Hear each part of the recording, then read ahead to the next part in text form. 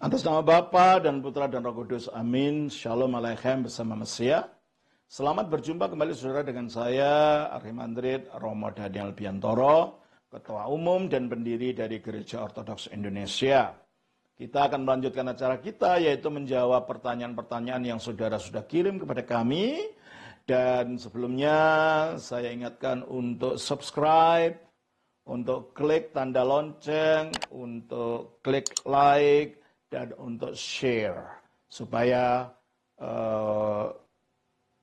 channel ini makin berkembang. Dan ini membuat saya makin bersemangat untuk memberikan jawaban kepada saudara-saudara.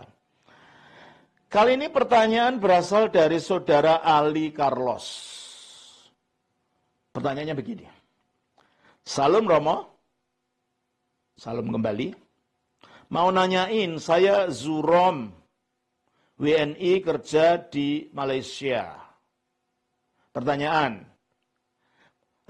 saya ini ayat Alkitab yang selalu saya gumul tapi masih sangsi di benak pikiran saya.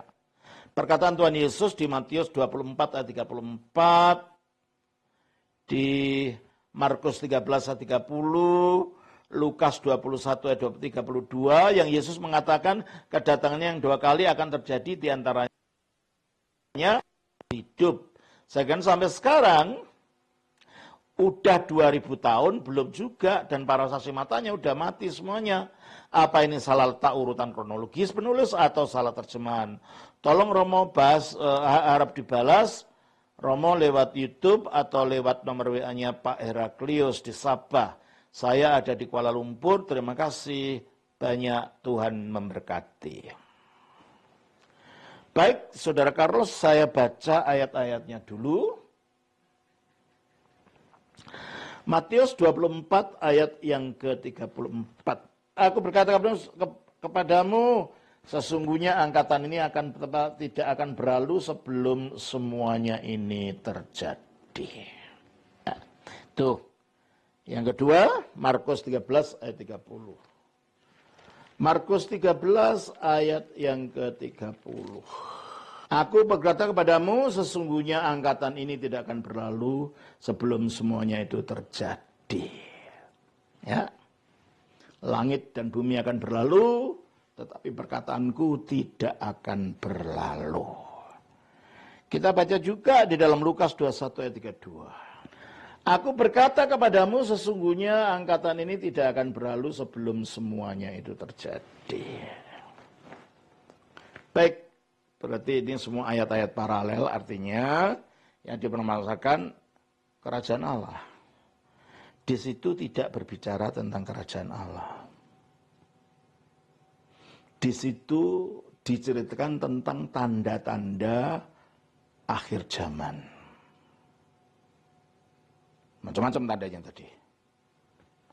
Nah, dikatakan angkatan ini tidak akan berlalu sebelum semuanya itu terjadi.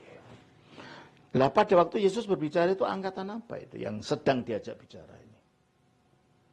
Angkatannya bangsa Israel. Jadi angkatan ini mungkin artinya generasi waktu hidup. Tapi kalau kita lihat, angkatan ini menunjuk kepada bangsa Israel itu sendiri. Coba kita lihat. Setelah Yesus disalibkan naik ke surga tahun 33. Tahun 70 Yerusalem digempur oleh Jenderal Titus.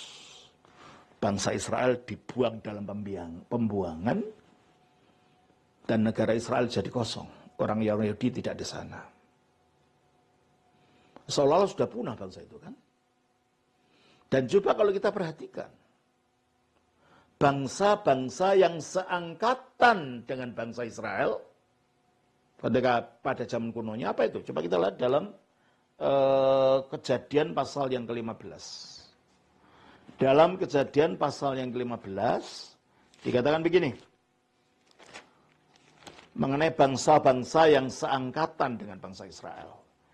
Kita baca ayat yang ke-18 sampai 20. Pada hari itulah Tuhan mengadakan perjanjian dengan Abraham serta berfirman, Kepada keturunanmu lah kuberikan negeri ini, mulai dari sungai Mesir sampai ke sungai yang besar itu sungai Efrat. Ya, ini tanah orang Keni, orang Kenas, orang Katmon, orang Het, orang Feris, orang Refaim, orang Amori, orang Kanaan, orang Girgazi, orang Yebus, dan termasuk juga orang Amalek. Di mana angkatan itu? Di mana bangsa-bangsa itu?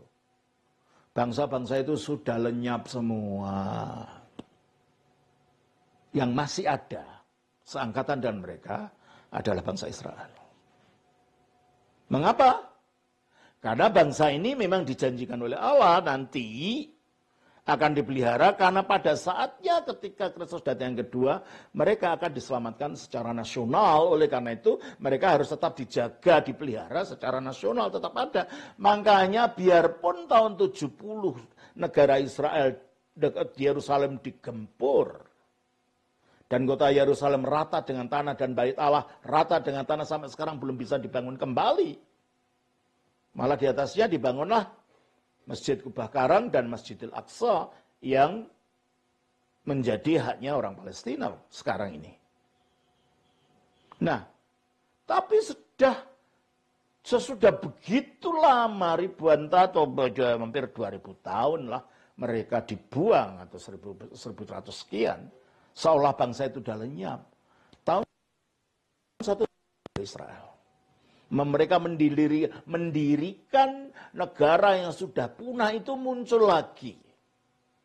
Bahasa Ibrani yang sudah tidak digunakan itu oleh jasa Theodor Herzl dipulihkan kembali menjadi bahasa modern. Padahal itu sudah punah. Itu menunjukkan bahwa angkatan yang ada pada zaman Yesus itu, yaitu angkatan orang Yahudi yang waktu itu, tidak akan lenyap sebelum semuanya itu terjadi. Sebelum tanda-tanda tentang kedatangan Kristus terjadi.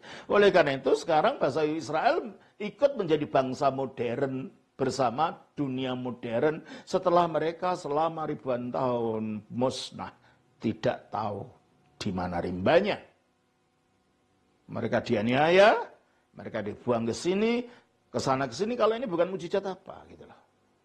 Ya memang karena mereka menolak Mesias mereka itu dimarahi oleh Allah. Tapi karena mereka itu keturunan dari bapa leluhur mereka yang kepada mereka Allah itu berjanji, mereka itu juga disayang masih, dipelihara gitu. Jadi mereka dalam keadaan dilema. Di satu sisi karena menolak Injil mereka dimarahin, di sisi lain karena mereka anak-anak dari nenek moyang yang kepada mereka Allah itu berjanji, mereka tetap dikasih. Coba kita baca di dalam Roma pasal yang ke-11. Ayat yang ke-28. Mengenai Injil, mereka adalah seteru Allah. Oleh karena kamu. Oleh karena orang percaya ini, ada yang percaya. Mesias datang, malah orang luar yang percaya. Nah kamu tidak percaya padahal itu Mesiasmu. Nah, mereka menjadi seteru Allah, dimarahi. Makanya mereka dibuang waktu itu. Ya. Tetapi mengenai pilihan, mereka adalah kekasih Allah oleh karena nenek moyang. Allah berjanji pada nenek moyang mereka. Itulah sebabnya tidak ada bangsa di dunia ini sesudah musnah jadi bangsa bisa muncul jadi bangsa modern ini. Tidak ada bahasa yang sudah musnah ini lalu muncul lagi bisa digunakan dalam dunia modern ini. Kalau ini bukan mujizat Allah. Jadi sebelum semuanya angkatan Israel ini tidak akan musnah. Tetap ada karena mereka yang dijanjikan oleh Allah. Dilindungi karena apa? Nanti mereka akan percaya juga. Ayat 25. Ya. Dari pasal 11. Sebab saudara-saudara, supaya kamu jangan menganggap dirimu pandai. Aku mau agar kamu mengetahui rahasia ini. Sebagian dari Israel, bukan semuanya ya. Pada zaman itu ada rasul-rasul itu orang Yahudi semua kan yang percaya Yesus. Memang mayoritas itu yang tidak percaya, tapi sebagiannya ada yang percaya. Sebagian tidak percaya. Maka dikatakan dalam ini, sebagian dari Israel telah menjadi tegar. Sampai kapan? Sampai jumlah yang penuh dari bangsa-bangsa lain telah masuk. Sampai jumlah orang-orang seperti kita ini, yang jumlahnya hanya Allah yang tahu. Jumlahnya itu lengkap masuk, baru orang Israel mau bertobat, percaya pada Mesiasnya.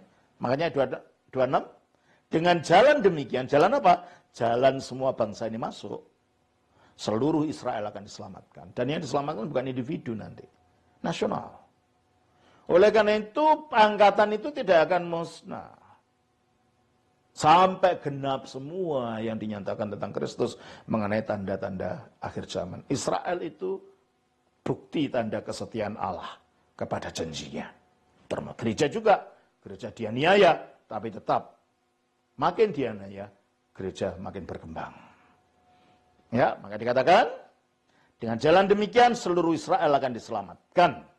Seperti ada tertulis, dari Sion akan datang penebus, maksudnya Kristus. Kristus akan datang di sana, Israel akan percaya, Israel akan bertobat secara nasional, dan Israel akan diselamatkan. Jadi, angkatan mereka itu tidak akan musnah. Sampai semuanya itu tergenapi.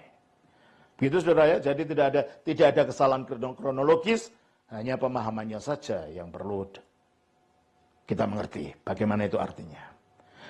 Demikian saudara Ali Carlos, jawaban yang saya berikan, kiranya ini memberkati saudara.